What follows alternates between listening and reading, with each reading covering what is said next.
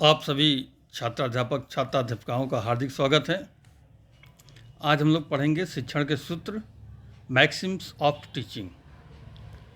यह बीएड द्वितीय वर्ष के छात्राध्यापक छात्राध्यापिकाओं के लिए भी महत्वपूर्ण है। जो बच्चे बीएड के थर्ड और फोर्थ सेमेस्टर में हैं, उनके लिए भी इसी प्रकार वह इम्पॉर्टेंट है। तो आइए चलिए शुरू करते हैं कि शिक्षण के सूत्र क्या होते हैं, उनकी क्या कार्यविधि होती है और किस प्रकार यह क्रियाशील है।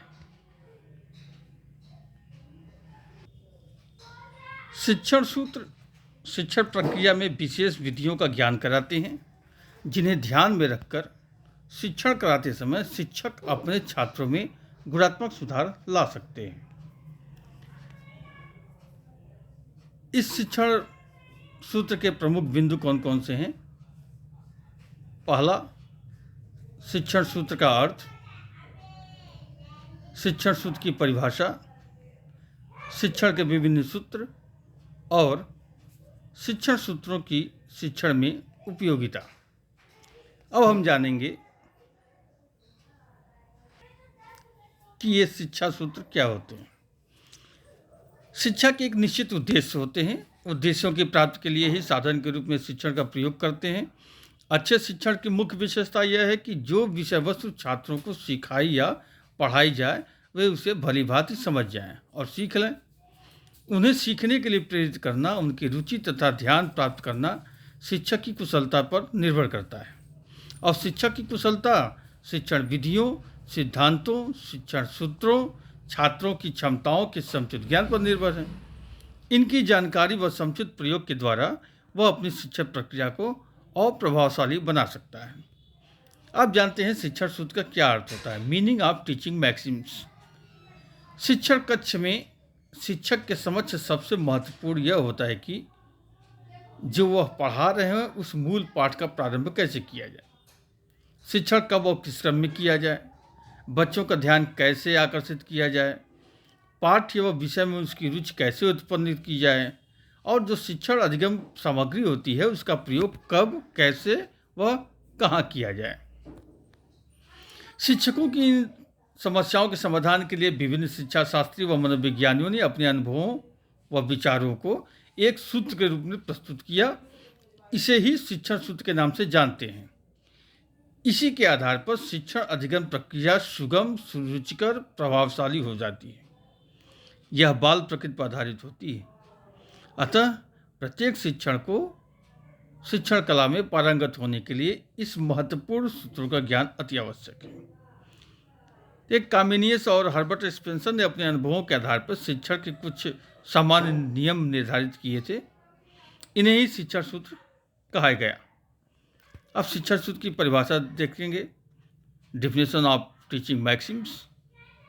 रेमंड के अनुसार शिक्षण सूत्र पथ प्रदर्शन करते हैं जिसमें सिद्धांत से व्यवहार में परिवर्तन की अपेक्षा की जाती है। ऑक्सफोर्ड डिक्शनरी के अनुसार शिक्षण सूत्र एक आम सच्चाई है जो अनुभवों व विज्ञान से ली जाती है। ये सूत्र शिक्षकों को सुचारू शिक्षण में मदद करते हैं। अब जो सबसे इम्पॉर्टेंट या महत्वपूर्ण चीज़ है कि शिक्षण के विभिन्न सूत्र कौन कौन से हैं जिसके आधार पर हमारी सारी शिक्षण प्रक्रिया चलती है।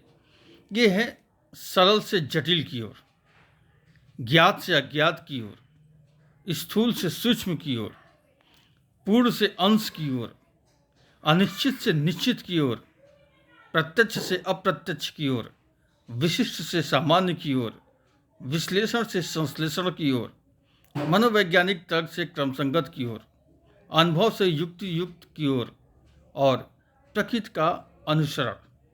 इन्हीं 11 जो हमारे ये पॉइंट हैं, इन्हीं के आधार पर संपूर्ण शिक्षण प्रक्रिया चलती है। सबसे पहला सूत्र होता है सरल से जटिल की ओर, फ्रॉम सिंपल टू कॉम्प्लेक्स। अब इसमें क्या होता है इसको हम जानेंगे। इस सूत्र का आशय है कि छात्रों को पहले सरल फिर जटिल बातों की जानकारी दी जाए, जिससे उनके विषय में उनकी रुचि व एकाग्रता बनी रहे। यह क्रम बाल विकास के अनुकूल और मनोवैज्ञानिक है। बच्चा आयु बढ़ने के साथ साथ मानसिक विकास के साथ साथ जटिल बातों को भी समझने लगता है। यदि अध्यापक प्रारंभ में ही कठिन बातों या तथ्यों को समझाने लगेंगे तो उसे समझने में परेशानी हो सकती है। इसका परिणाम यह होता है कि कुछ समय बाद बच्चा उसमें रुचि लेना बंद कर देगा और मानसिक रूप से थकान का अनुभव करने लगेगा। दूसरा सूत्र होता है ज्ञात से अज्ञात की ओर। इसके अनुसार शिक्षक को सर्वप्रथम यह करना चाहिए कि छात्रों के पूर्व ज्ञान को जांच लेना चाहिए और उसी के आधार पर ज्ञान देना चाहिए। छात्रों को पहले वो बातें बतानी चाहिए जिन्हें वह जानता है। यह पूर्व ज्ञान का जांच करने पर ही पता चल सकता है। इससे उसकी उत्सुकता बढ़ेगी। फिर छात्र को नवीन विषय वस्तुओं को बताना चाहिए, क्योंकि नया कोई भी तथ्य उसके लिए कठिन ही होगा। किसी भी पाठ में छात्र की रुचि व ध्यान तभी संभव होता है जब तथ्यों में जानकारी और नयापन दोनों हो। जब किसी भी तथ्य में नयापन होगा, नई जानकारी होगी, तो बच्चा अपने आप ही उस पाठ को जानने में एकाग्रचित होने लगेगा। अतः यह शिक्षक को पढ़ाने के लिए सबसे ज़रूरी होता है कि पूर्व छात्रों को उसके पूर्व ज्ञान की जानकारी ले लेना चाहिए। स्थूल से सूक्ष्म की ओर हर्बर्ट स्पेंसर ने इस सूत्र को अपनाने बल दिया है। इसके अनुसार पाठ का प्रारंभ स्थूल वस्तुओं से किया जाए व अंत सूक्ष्म बातों से हो। इस सूत्र को मूर्त से अमूर्त के रूप में भी जाना जाता है। कभी कभी एग्जाम्स में इस चीज़ को भी पूछ लिया जाता है कि मूर्त से अमूर्त सूत्र क्या है, इसके बारे में थोड़ा वर्णन करें। तो छात्रों को इसके बारे में भी ध्यान देना होगा। इसमें आगे कहा गया कि बच्चों के शारीरिक विकास के साथ साथ मानसिक विकास भी होता है। शैशवावस्था में वह सूक्ष्म या अमूर्त वस्तुओं के बारे में नहीं जानता, परंतु स्थूल या मूर्त वस्तुओं के बारे में वह सरलता से जान लेता है। आयु बढ़ने के साथ साथ सूक्ष्म भावों, तथ्यों व वस्तुओं को समझाने की क्षमता का विकास हो जाता है। अतः शिक्षकों को पढ़ाते समय केवल मूर्त वस्तुओं का प्रयोग करना चाहिए और इनकी सहायता से सूक्ष्म ज्ञान देना चाहिए। उदाहरण के लिए गणित में जोड़, घटाना, गुणा व भाग के लिए गेंद का प्रयोग कर सकते हैं और भूगोल में मूर्त रूप में नदियों, पर्वतों, झीलों, कुओं व सागरों का प्रत्यक्ष ज्ञान करा सकते हैं। चौथा सूत्र है पूर्ण से अंश की ओर, फ्रॉम होल टू पार्ट। इस सूत्र का आधार गेस्टाल्टवाद या अवयवीवाद है। इसके अनुसार हम किसी चीज़ को उसके पूर्ण रूप में ही देखते हैं। बालक के सामने कोई वस्तु आने पर केवल पूर्ण वस्तु को ही देखता, जानता व समझता है, उसके विभिन्न अंगों व अंशों को नहीं। उदाहरण के लिए यदि कोई बालक वृक्ष को संपूर्ण रूप में देखता है तो वह उसको शाखाओं के रूप में नहीं देखता, वह उसको संपूर्ण वृक्ष के रूप में देखता है। अतः शिक्षक और छात्र दोनों को यह जरूरी है कि पूर्व ज्ञान पता करें और उसके बाद उस वृक्ष के समस्त शाखाओं, तनों, पत्तियों, जड़ों के बारे में जानकारी देना चाहिए। यह सूत्र काव्य को पढ़ाने में ज़्यादातर प्रयोग होता है, जिसमें संपूर्ण कर्ता का पहले पाठ कराया जाता है, फिर एक एक पंक्ति का अर्थ बताया जाता है। भूगोल विषय पढ़ाने में पहले भारत का मानचित्र दिखाएं, फिर अलग अलग राज्यों के बारे में बताएं। इस प्रकार बच्चे का अधिगम अधिक सरलता से हम कर सकते हैं। पांचवा सूत्र है अनिश्चित से निश्चित की ओर, फ्रॉम इनडिफिनिट टू डिफिनिट। बालकों में बौद्धिक विकास का क्रम अनिश्चित से निश्चित की ओर होता है। मानसिक विकास, जिसे हम ज्ञानेंद्रिय विकास भी कह सकते हैं, वह अनुभवों के साथ साथ उसके विचारों में स्पष्टता व निश्चितता आती है। प्रारंभ में बच्चों को किसी भी घटना, वस्तु या तत्व का स्पष्ट ज्ञान नहीं होता। परिपक्वता के अभाव में या कल्पना की अधिकता के कारण वह अपने आप से ही उसके बारे में कुछ धारणाएं बना लेते हैं, जो स्पष्ट, अनिश्चित व कई बार गलत होते हैं। अतः शिक्षक को भी छात्र के उस अनिश्चित ज्ञान को स्पष्ट और निश्चित कर उसके ज्ञान में अभिवृद्धि करना चाहिए। उदाहरण के लिए हम किसी देश प्रदेश के बारे में छात्रों को और स्पष्ट बताने के लिए चार्ट या मॉडल के द्वारा उसके ज्ञान को हम और अभिवृद्धि कर सकते हैं। छठवां सूत्र होता है प्रत्यक्ष से अप्रत्यक्ष की ओर। इस सूत्र में सबसे पहले छात्रों को उनकी देखी हुई वस्तुओं के बारे में बताना चाहिए, क्योंकि उन्हीं वस्तुओं को स्पष्ट रूप से देखता है। इसके बाद उनको उन वस्तुओं के बारे में बताना चाहिए जिसे वो नहीं देख सकते, अर्थात पहले उनके वर्तमान के बारे में बताना चाहिए, तब उसके भूत और भविष्य के बारे में बताना चाहिए। क्योंकि जो वस्तुएं हमारे सामने होती हैं उसके बारे में हम आसानी से जानकारी कर सकते हैं। उदाहरण के लिए भाषा में चित्र, पाठन व अन्य विषयों में सहायक सामग्री जैसे चार्ट, चित्र, मॉडल के माध्यम से बच्चों को अप्रत्यक्ष वस्तुओं के बारे में जानकारी दी जा सकती है। सामाजिक विषय में ग्लोब, चित्र, मॉडल इत्यादि के द्वारा हम पूरे विश्व के बारे में बच्चों को बता सकते हैं। सातवां सूत्र होता है विशिष्ट से सामान्य की ओर, फ्रॉम पर्टिकुलर टू जनरल। इस सूत्र को दृष्टांत से सिद्धांत की ओर ले जाना भी कहते हैं। शिक्षक और छात्र के सामने प्रथमतः किसी प्रकरण से संबंधित कई उदाहरण रखना चाहिए, फिर उन्हीं उदाहरणों की सहायता से नियम और सिद्धांत स्पष्ट करने चाहिए। आगमन में भी इसी सिद्धांत का प्रयोग किया जाता है, अर्थात पहले उदाहरण प्रस्तुत किया जाता है, उसके बाद निष्कर्ष पर पहुंचा जाता है। यह विधि छात्रों को निरीक्षण, परीक्षण, विचार, चिंतन इत्यादि के अवसर प्रदान करता है। अतः इसमें बच्चे रुचिपूर्वक सीखते हैं, जिससे प्राप्त ज्ञान स्थायी होता है। विज्ञान, गणित, व्याकरण शिक्षण में यह सूत्र अत्यधिक उपयोगी है। उदाहरण के लिए संज्ञा, सर्वनाम, क्रिया, विशेषण इत्यादि पढ़ाने के लिए एक से अधिक उदाहरण दिया जाना चाहिए। फिर इन्हीं की सहायता से परिभाषा को स्पष्ट करना चाहिए। आठवां सूत्र है विश्लेषण से संश्लेषण की ओर, फ्रॉम एनालिसिस टू सिंथेसिस। विश्लेषण बालक को किसी पाठ्य वस्तु को भली भांति समझने में मदद करता है, तो वहीं संश्लेषण ज्ञान को निश्चित रूप से प्रदान करने में मदद करता है। इस सूत्र के अनुसार किसी घटना की जानकारी पहले समग्र रूप में होती है, फिर उसके विभिन्न वाक्यों की व्याख्या और विश्लेषण किया जाता है। तत्पश्चात उन भागों या खंडों को जोड़कर एक निश्चित स्वरूप पर पहुंचा जाता है। शिक्षण में संश्लेषण और विश्लेषण दोनों अत्यंत आवश्यक होते हैं। उदाहरण के लिए यदि उत्तर प्रदेश के बारे में बच्चों को जानकारी देना है, तो पहले इसके सभी जिलों के बारे में इसकी स्थिति व विशेषताओं के बारे में जानकारी देंगे, फिर उसके बाद उसे समग्र रूप से एक साथ जोड़कर उत्तर प्रदेश के बारे में जानकारी देंगे। नौवां सूत्र होता है मनोवैज्ञानिक कर्म से तर्कसंगत कर्म की ओर, फ्रॉम साइकोलॉजिकल टू लॉजिकल।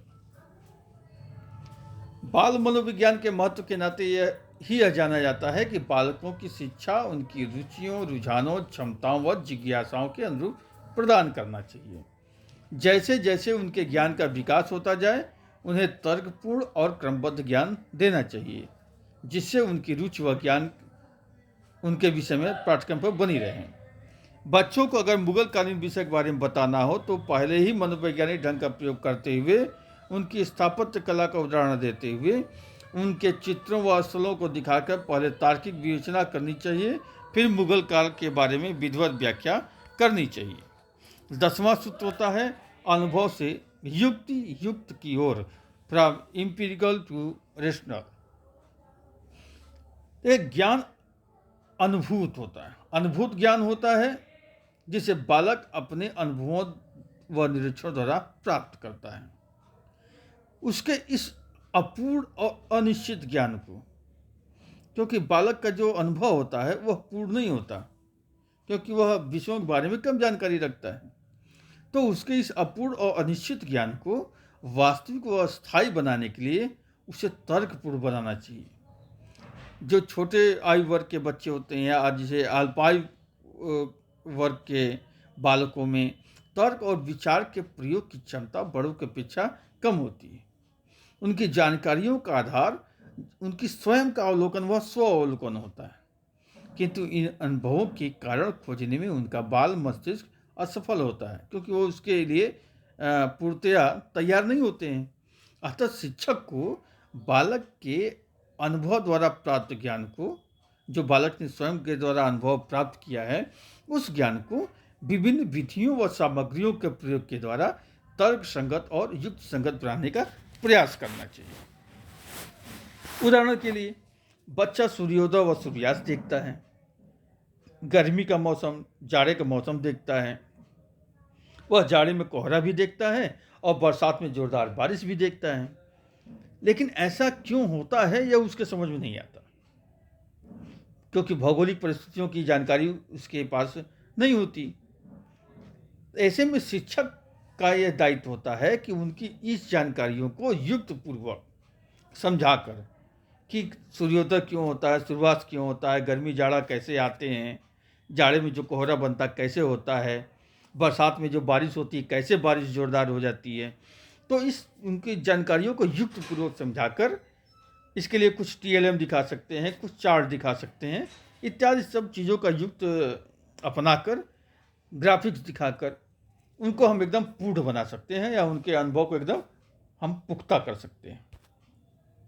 11वां और अंतिम आता है प्रकृति का अनुसरण, फॉलो टू नेचर। ये भी शिक्षा प्रक्रिया का एक आवश्यक अंग है। इसका आशय यह है कि बालकों की शिक्षा दीक्षा उनके प्रकृति के आधार पर होनी चाहिए। बालकों को उन्हें सिखाते समय उनकी आयु, मानसिक स्तर, उनकी क्षमताओं व रुचियों को ध्यान में रख के पाठन कराना चाहिए।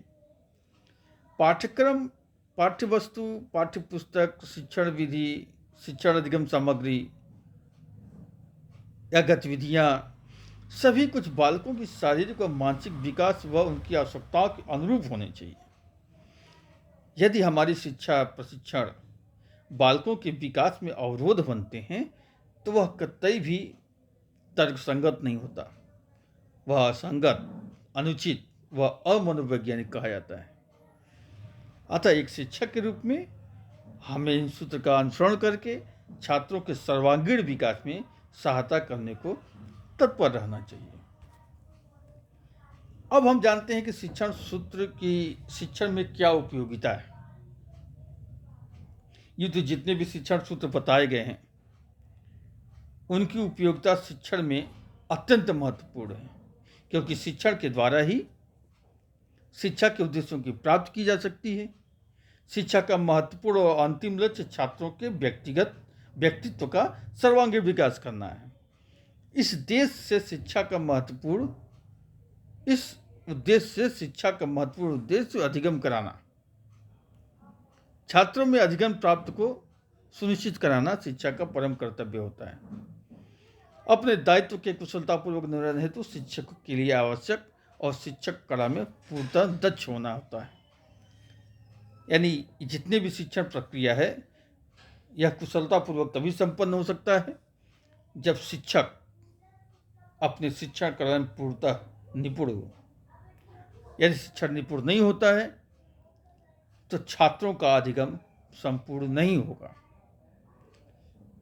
तो शिक्षण सूत्र इस कार्य के लिए मार्गदर्शक का कार्य करते हैं। इसके प्रयोग के द्वारा